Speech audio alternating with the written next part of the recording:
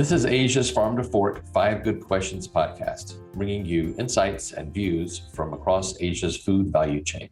Now, for today's interview.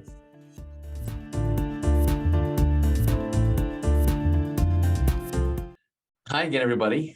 This is Duke Hip of Asia's Farm to Fork 5 Good Questions podcast, and we're very excited today to have someone, really a mover and shaker in the food and ag industry here in Asia and really globally. We're fortunate to have Temina Lalani-Shariff, the Director of Global Advocacy and Brand at the International Rice Research Institute based in the Philippines. Temina, how are you? I'm well, Duke. How are you? I'm good. All things considered, I think we're all hanging in there, but thank you for doing this today. Yeah, thank you for having me. I think it's going to be fun. Yeah, well, we hope so. And if they're not 5 good questions, of course, we'll just have to think of some more questions, but we'll see how it goes. Okay, sounds good. Okay. Well, to get things started, I thought maybe it would be nice to, instead of starting with a tough question, which we'll get to those, but maybe start with more of an observational one.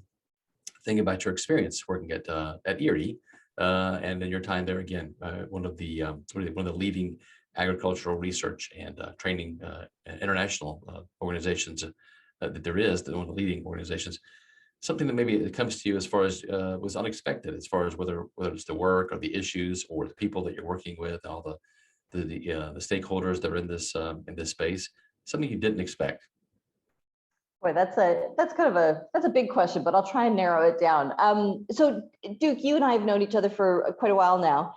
And I think if there's one thing that you know about me, it's that the biggest part of the reason that I do the work I do is around access to information and access to knowledge. And I'm really passionate about that because throughout my career, I've seen the number of times that access to innovations and knowledge can really fundamentally change communities, and it can change the trajectory of communities. And so that was originally what drew me to IRRI. But I think and so I came because, you know, I love knowledge and I love working with scientists and understanding the research that they're doing. And so I came for that reason. But I think the thing that surprised me the most when I first came to IRRI and really continues to just astound me is not just the research that gets done, the depth and the quality of the research and innovations that get done, but this unending commitment to getting that knowledge out into communities, right? And so really getting that knowledge out into farmers' fields, into national extension workers' hands so that they can really make that difference in farmers' lives. And then the other thing that I got really excited about and that has sort of surprised me is that when we launched IRRI Education, there was, again, then what we discovered in that, which surprised me, was that there was this need to help not necessarily farmers, but sort of policy advocates and agriculture leaders really learn how to lead agriculture innovation centers and agriculture institutions. And so that's been really interesting too. And just surprising to see the range of places where our research and knowledge can have an impact, right? Not just downstream, but also right upstream. So that's a great answer. And I think it's an honest answer too. And of course, all this goes back to, I think, at least the people we've talked to and in our observation, it goes back to the big overarching issue, which is food security and how we're making sure that, you know, we're not dropping the ball. And there's so many variables that go into that. So that kind of leads me to my next question as we get in, sort of pivot to the work that you're doing there and what you're seeing and what you're thinking. So there was a report that came out, the UN has a lot of reports that come out. They're sort of sharing the metrics on how we're doing, and you know, not a surprise, we're falling short in a lot of ways. I think one of the big numbers that came out, I believe, earlier this year in the January report from the UN was that something like 2 billion people in Asia cannot afford a healthy diet right now, which is really not acceptable. So, but with that in mind, and thinking about that topic of food security, are there some things that you're thinking? Of course, there's no silver bullet, but are things that we can be doing more of as food and ag stakeholders that we can really get behind and support to really buffer food security here in Asia? Yeah, absolutely. Duke, I completely echo the sentiment that this is completely unacceptable to have this level of hunger. And it's not just chronic hunger, but it's also this notion of hidden hunger, right? And these are both things that are really impacting Asia most severely. So I think, if we think about tackling both of those simultaneously, there is a need to really call on our policymakers. There's a need to renew their commitment to invest in agriculture research, to really address those multidimensional aspects of hunger. Now, this might sound a little self-serving coming from an agriculture research institute, but I really believe that research and innovation is at the heart of this. So this includes, so if we want to sort of tackle these multidimensional aspects, this includes things like food availability and access, so both physical and financial. It's a numerous variety of things. It's diet diversity and affordability. It's actually micronutrient density of cereals, sustainable diversification of production systems, and even having nutrient sensitive food value chains. So if you think about the wide variety of interests that are at stake, it's really important for us to get sort of that enduring political commitment. And I would say that that has to occur at the highest levels of economically advanced countries, but it also has to happen in the global south. There has to be a commitment for cooperation and that political commitment. And it has to serve two aspects, I believe. It's not only about mobilizing resources to commit to solving this issue, but it's also actually about adjusting mindsets so that we can finally eradicate hunger in the world. And it is possible. We just have to have the willingness to do it. So one of these challenges, or these challenges, are actually being addressed in the Cgir 2030 Research and Innovation Plan. And as you know, IRRI is one of 15 centers that actually belongs to the Cgir conglomerate and system. And so in their research and innovation plan, they actually call for a transformation in its research programs. And the idea is to usher in a food system revolution to tackle these challenges. So it's tackling challenges related to sustainability, to nutrition, to genetics, to socioeconomics, and to information. And that would allow us as a system to actually contribute to achieving the UN Sustainable Development Goals through greater cooperation between our centers. So this isn't necessarily a new mission for the Cgir, but it's certainly a new way of looking at the issues and really new solutions to eradicating the issues that we've been talking about. The other thing that I would want to identify is that there was a really interesting new study, because oftentimes we hear people talk about sort of getting rid of cereals or getting rid of starchy staples, and that's the best way to sort of create a more nutrition dense diet for people. But the truth of the matter is that many people, especially those on the poorest of the poor, really just can't afford that sort of nutrient dense diet on a regular basis. So there was a really interesting study that was recently done, and it was called The Global Burden of Chronic and Hidden Hunger Revisited. And so it took data from 1990 to 2017, and it sort of analyzed the role of cereal production on chronic and hidden hunger. And so there were two authors, Ben Lannertz, who's a doctoral researcher in development economics and economic development at U Haslett at the Center for Environmental Studies, and also our very own Maddie Demont, who is a market and food systems economist at IRRI. And he does some really interesting work, but in this study in particular, they actually found evidence that chronic and hidden hunger has come down quite considerably between 1990 and 2017. So the total burden of chronic hunger has actually reduced by 72%, which is fantastic news, right? And the total burden of hidden hunger declined about 41%. So that gives us hope. But the most interesting to me is that increasing cereal production actually reduces chronic hunger. So this was one of their key findings in this study. And it also underscored the importance of increasing income and reducing hunger. So there's 3 research for development institutes within the Cgir system that have been working on increasing the production of major cereals. And these are IRRI, obviously, and our partner Africa Rice, who does most of their work in West and East Africa, and then also CIMMYT, which is an interesting little acronym for an organization that does work on wheat and maize, based out of Mexico.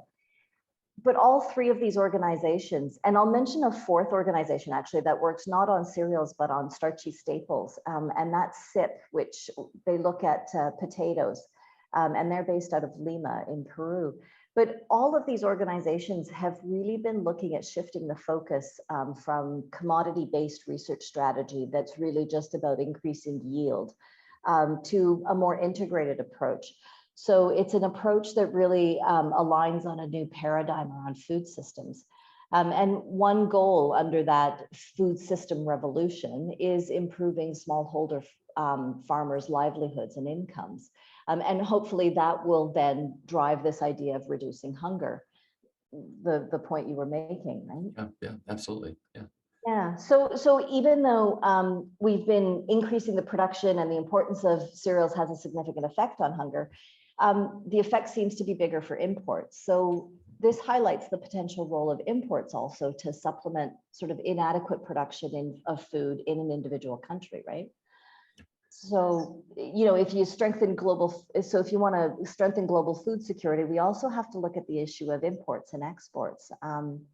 And the study further suggested that it's not actually trade openness per se, but purchasing power that will affect this burden of hidden hunger. Duke, you might remember earlier, we talked about the impact of imports and exports during COVID, when we saw a lot of countries sort of do these food import ban or export bans, right? And what we found through that and also through this study was that there was this really strong association between cereals and the reduction of chronic hunger. And then gender equity also became an issue to address hidden hunger. So increased income can reduce hidden hunger when the food environment enables it to be used on healthy diets, to help women feel more empowered, and to sort of increase gender equality. These are all really important mediators of this impact pathway, if you will, to take us to eradicating chronic and hidden hunger.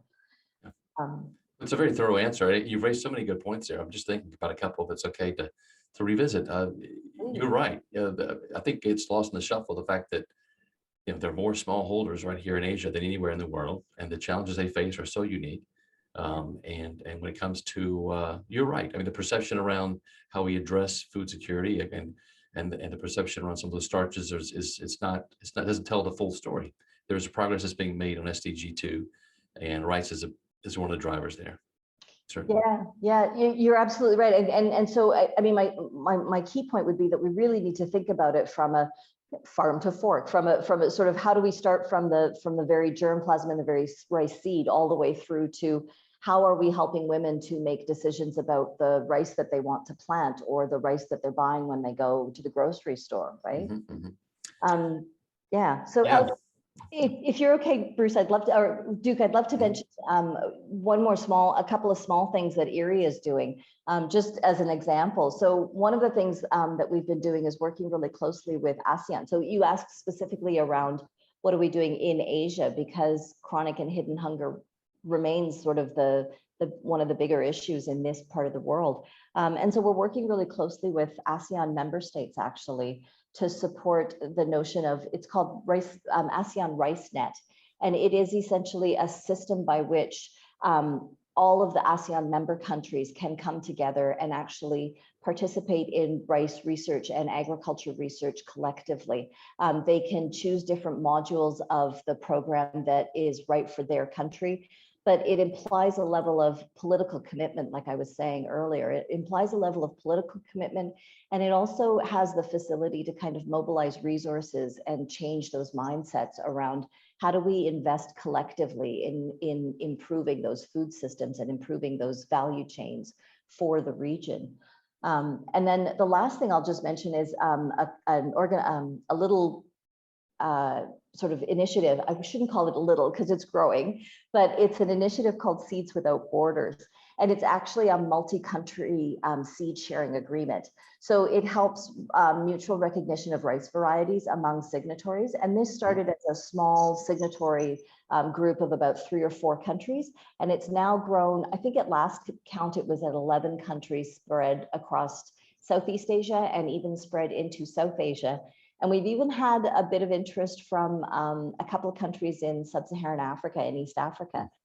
And what this allows is that once a rice seed has been gone through the standard regulatory system for varietal release in one country, the agreement actually allows for that seed to then be able to move and be approved faster through the other countries that are part of that signatory without having to start from ground zero and go back through the regulatory system for each of those countries.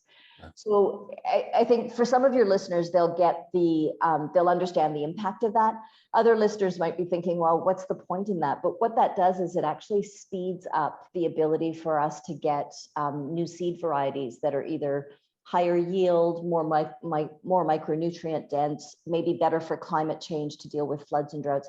It gets those seeds into the hands of farmers just that much faster. And so again, it's sort of that notion that we're all in this together and we can all contribute to moving the improvement of that food system faster. No, you're absolutely right. I think there will be some folks who will understand how important that really is. The regulatory challenges are immense, and anything we can do to make it easier for farmers to get technology in their hands, that's a good thing. So I completely understand what you're saying. Well, a lot of good initiatives there you've raised. One big one hasn't come up yet. I'd like to talk about, but it's okay. I think we're on to our third question. So on we go. One of the things that came up in this January UN report, again, looking at food security within Asia Pacific specifically, was that 2/3 of the children in the region suffering from the effects of malnutrition. Again, completely unacceptable, and what to do.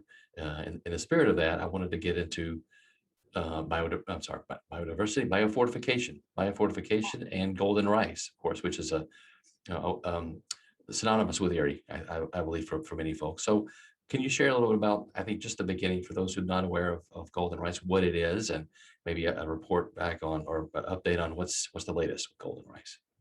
Yeah, absolutely. Thanks for raising that. Golden rice is a project that's quite dear to my heart. It was one that was actually included in one of my job interview when I started with IRRI, if you can believe it. But since then, it's been one that I have been sort of intimately involved with, and yeah, really excited about this project. And it's been a long time coming. It's it was first introduced almost 20 years ago. There's been so many scientists who have come in and out of the projects and made such considerable contributions to this innovation.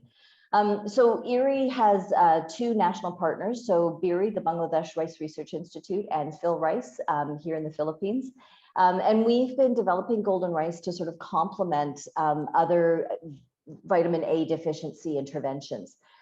So we estimate that golden rice can provide about 30 to 50% of the estimated average requirement for vitamin A in young children. So again, what I would say is that this is not at all intended to replace other vitamin A deficiency interventions, because there have been so many. This has been an issue that many food security and food nutrition security organizations have been focused on. But this is offered again as a complement. So for those poorest families that really can't afford anything else, this is a complement to their daily eating, right? Because rice constitutes such an important part of their daily diet. So, it is in that way intended to be used in combination with those. But let me give you a quick update of where we're at. So we were really pleased. So this has been a really important couple of years for us. So in 2018, we actually got 3 successive positive food safety evaluations from fairly, globally leading regulatory agencies. So we got approval from FSANZ, and then we got, which is the Australia and New Zealand food standards. And then we also got approval from Health Canada and from the US FDA. And that was really important for the project and for the product, because it really was a mark of sort of global realization and global reputation for the product. But then also in 2018, we did a pretty rigorous biosafety assessment with golden rice. And we were really pleased when the Philippine Department of the Bureau of Plant Industry, so the DABPI, as they're known here, they came out and said that golden rice has been found to be as safe as conventional rice. And that's been a real step forward for the project and a real step forward for the ability to get golden rice into the hands of people that need it. The biosafety permit that we got from them was really, it approved Gr2E for golden rice for direct use as food and feed and for processing. And so right now golden rice is actually currently undergoing regulatory review, the final regulatory review in the Philippines, and then it's also undergoing regulatory review in Bangladesh. And we've been working in both countries with both national partners to really help stakeholders understand the importance of this intervention and how it ties in really nicely with the other vitamin A deficiency interventions that are going on in their countries, and how it can really help to serve those communities that need it best. But while we're awaiting, regulatory, as you know, Duke, regulatory is a long process. It can sometimes be complicated, and it needs to necessarily be a fulsome look at the product to ensure its safety and that communities are comfortable with it. And so while we're awaiting regulatory approval, we've got some initial preparations that are underway for pilot scale deployment in a couple of communities. So we've targeted these communities in the Philippines and in Bangladesh.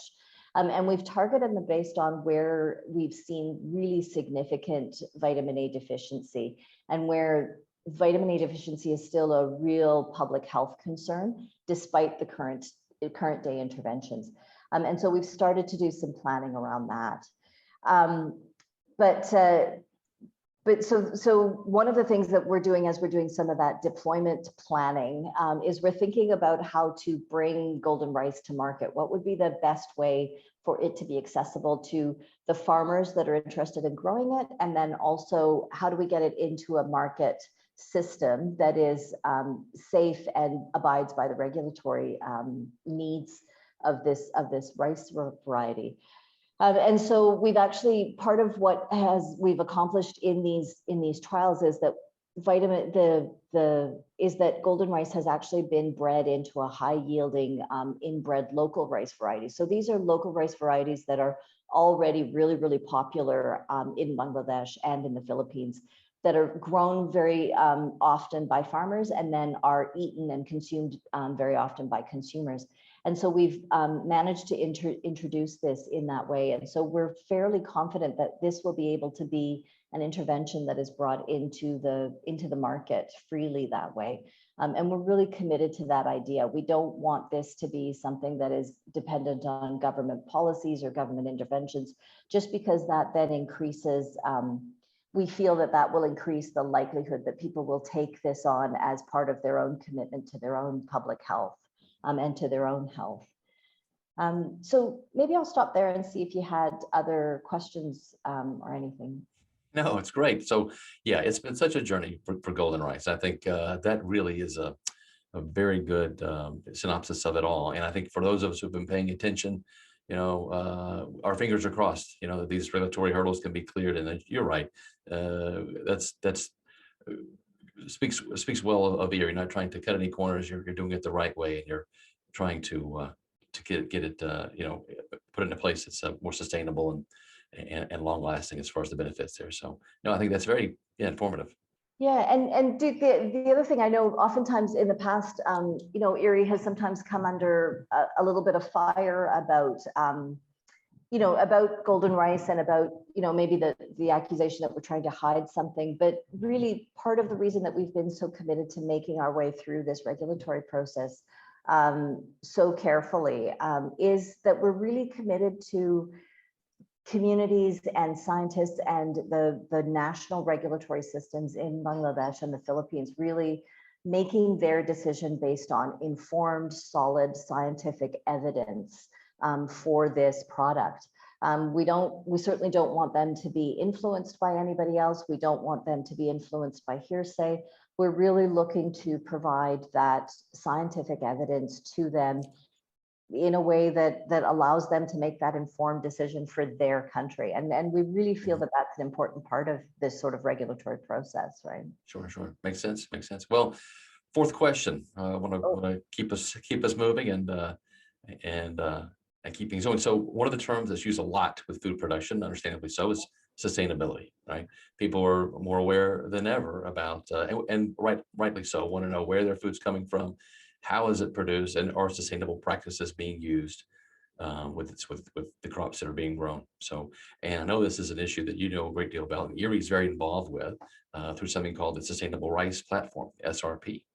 And so this is another topic I wanted to get into, give you a chance to share a little bit about the background behind what that's all about, the Sustainable Rice Platform, and just anything you can share with our listeners. Yeah, absolutely. You seem to be hitting on all my favorite pet projects at IRRI. That's the greatest hits. That's awesome. I love that. So again, the Sustainable Rice Platform was one of the things, or SRP as we lovingly refer to it, was one of the initiatives that I learned about very early in my days at IRRI. And I still think it's one of the best things that we've, one of the top things that we've put together. So it started as a collaborative project with UN Environment. And it was UN Environment and IRRI that launched this in 2011. And it's essentially, the idea is to put together standards and benchmarks for the entire rice growing value chain to understand that the rice that they're growing and the rice that they're consuming is sustainably produced, essentially. That's the long and the short of it. But the SRP has grown so much since 2011, and it has really emerged as a really, really interesting platform, actually. So right now, SRP is working with about 500,000 farmers in 22 different countries to set the social and environmental sustainability standards for rice. So if you can imagine 500,000 farmers, I mean, that's a pretty significant achievement for such a small organization. I think there are only about 4 or 5 employees, not even maybe in the secretariat. So, but what does make this come to life is the commitment of all of the stakeholders. So it really is a global multi-stakeholder alliance. We've got about 100 institutional members, and these are not just public organizations. So the members run everything from public organizations, private sector, research institutes, civil society. We've now even recently brought on a number of financial sector partners. Let me get that right. And they're really committed to kind of transforming the rice sector. And that's, everything goes back to what we were talking about in the first question you asked me, right? It's that they're really committed to improving the global rice sector by improving smallholder farmers' livelihoods, reducing sort of social, environmental, and the climate footprint of rice production. And then also by offering the global rice market sort of an assured supply of sustainably produced rice. And I don't know if you were aware, Duke, but actually we just held the SRP's annual meeting in April of this year. And one of the big announcements that I was really pleased to see them taking the step was that FAO actually just formally joined SRP. And they're going to be helping to develop sort of the next generation of sustainable rice projects in Asia and globally.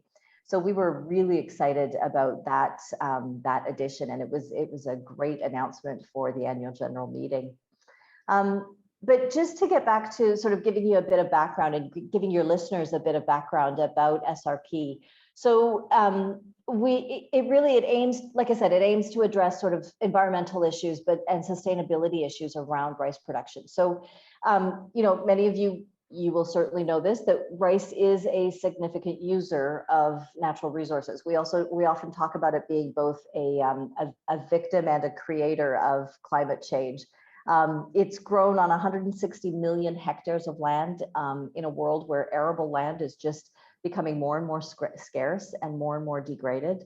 And it's also known as the world's thirstiest crop. Now, this can be a little bit of a misnomer because it's known that way simply because of the way rice production is currently done. It does not necessarily need to be the thirstiest crop. And I think that's part of what SRP is aiming to move us towards, is more environmentally friendly means for rice production. Right now, it uses about a third of the world's irrigated water. And this is often in parts of the world that have extreme water stress, right? So on top of that, let me say really quickly, so rice production kind of contributes to a loss of biodiversity. It can also account for about 15% of the world's wetlands, and irrigated rice fields are some of the richest agroeconomic systems in the world for water birds. And this also puts that biodiversity under threat. So, you know, you might think that, gosh, why would we continue to sort of grow rice? But it is one of the most consumed crops in the world, right? And it's not likely that that's going to stop anytime soon. So rice production is, like I said, it's both affected and it contributes to climate change. And it's becoming more vulnerable. So one of the things that SRP is working towards is to actually introducing standards and benchmarks around how can research institutes contribute to improving those research innovations that will help to increase biodiversity in the rice fields, to help to introduce new methods of farming rice so that they are less water dependent and less thirsty, if you will. It's also around how can private sector organizations work to actually work with their farmers and work with farms where they grow their produce to introduce these sorts of standards and introduce these innovations.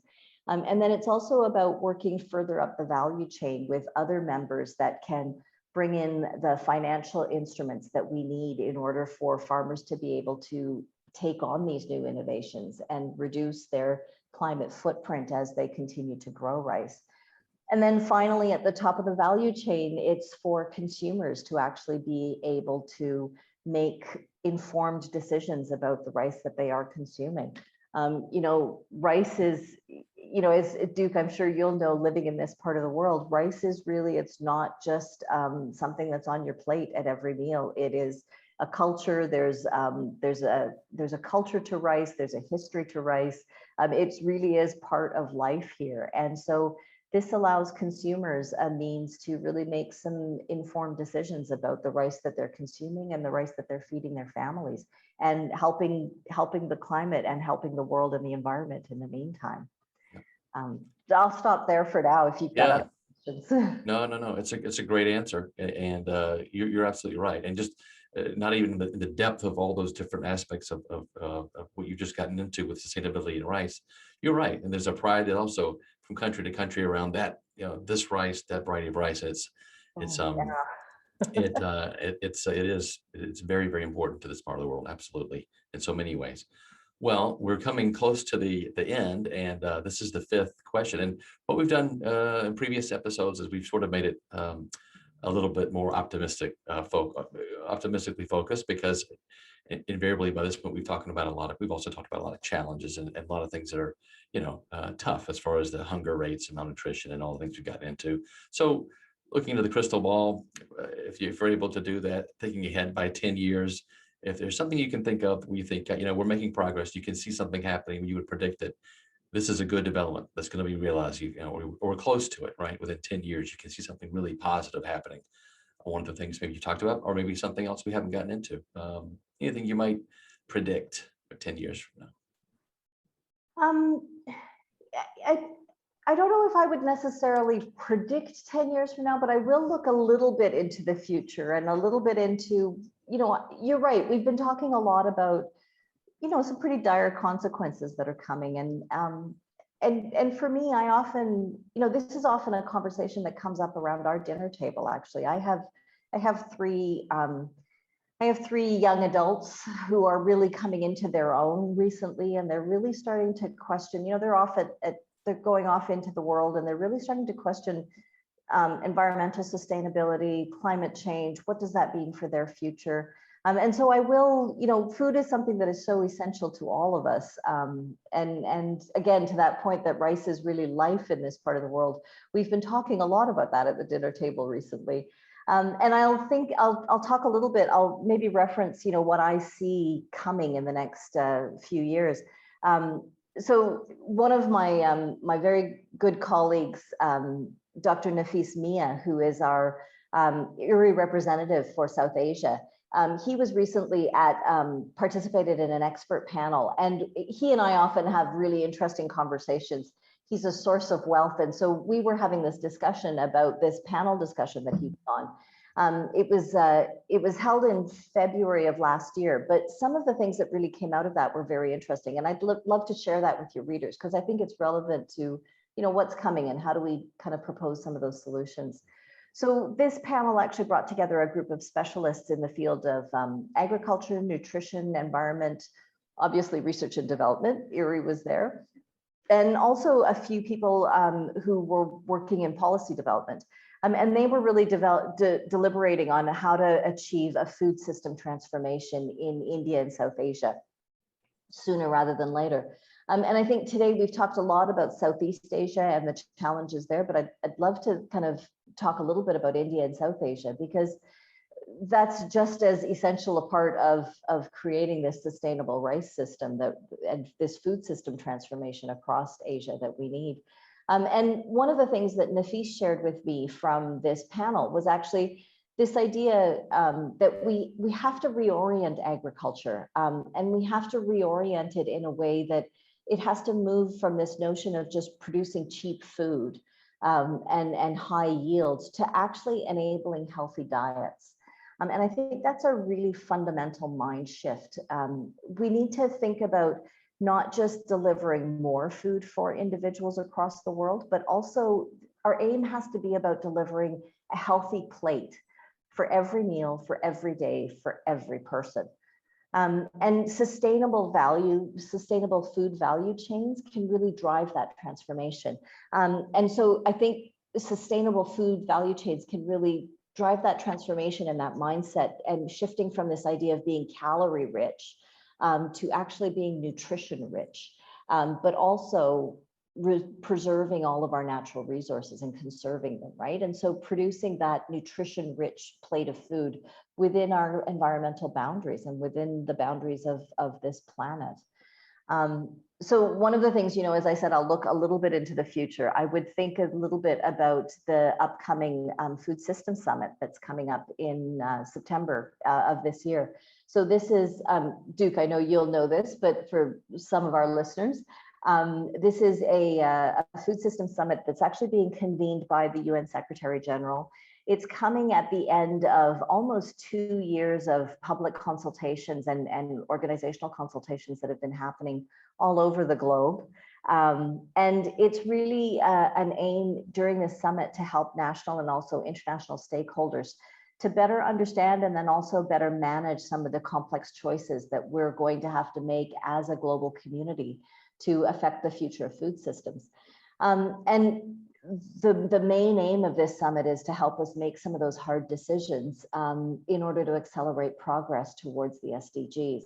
And transforming food systems is a fundamental way for us to achieve so many of the UN SDGs.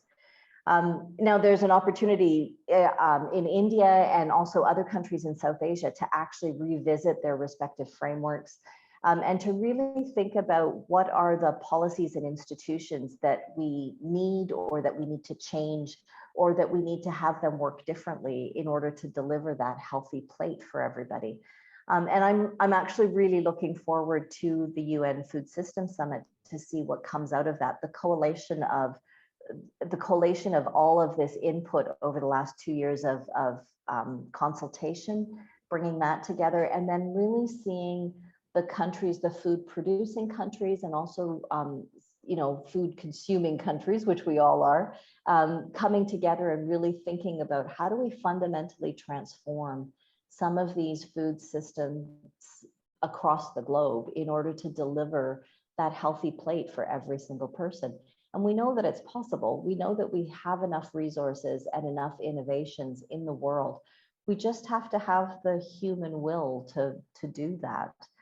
So if I was to wish for one thing going into the future, it's that we begin to understand that we're all in this together, and we have to have that human will to be able to feed every person in a healthful way. So I'll stop there. Yeah, no, it's a great answer. You're right. And I think that's a hope that we can all certainly share, that healthier diets, more accessibility of those healthy foods for everyone. And, you're right about the Food System Summit. It's so important. It's part of that. It's a big, part of that journey going forward. And I know one of the things that came up in our previous discussion, our previous episode, was about the voice of farmers through that too, making sure that we're hearing from farmers is, obviously they're the ones who are out in the front line getting it done. So. Yeah. But, Duke, one of the things that I've also been really, if I can just add one last point, one of the things I've been really pleased with in watching the food system dialogues happen throughout the last couple of years, and we've participated in a couple of them, but also seeing all of that information now being collated, is the way that we've not just drawn on research institutions and civil society, but I've been really pleased to see the way that we've drawn on the private sector actually as well. And there's this recognition that we cannot achieve anything without sort of this triumvirate of science, business, and policy coming together, and really working to solve and find these solutions together. And so it's been great to see private sector also come in and participate so fully and so willingly. And I really, that more than other sort of coalitions in the past, this is what really gives me hope for this one, that I think there's going to be some really interesting solutions that come out of this. And then I look forward to seeing how we work together to implement those going forward. Yeah, great answer. And we'll see how it all goes. That is the fifth question. That is the last question. And so you're officially off the 5 good questions hot seat. Thanks for being a good sport and and doing this. And hopefully we can do this again soon. Yeah, Duke, I just want to say thanks so much for the opportunity. It was not as hard as I first anticipated. You were actually a great host and great questions. I really appreciate the chance to talk about something that's really near and dear to my heart. Great. Well, thanks again for doing this, and we'll look forward to hearing more soon. Thanks, Temina. Thanks. Okay, bye. Thanks for tuning in. We hope you enjoyed today's podcast, and if you did, please rate, review, and subscribe. We look forward to bringing you another 5 Good Questions interview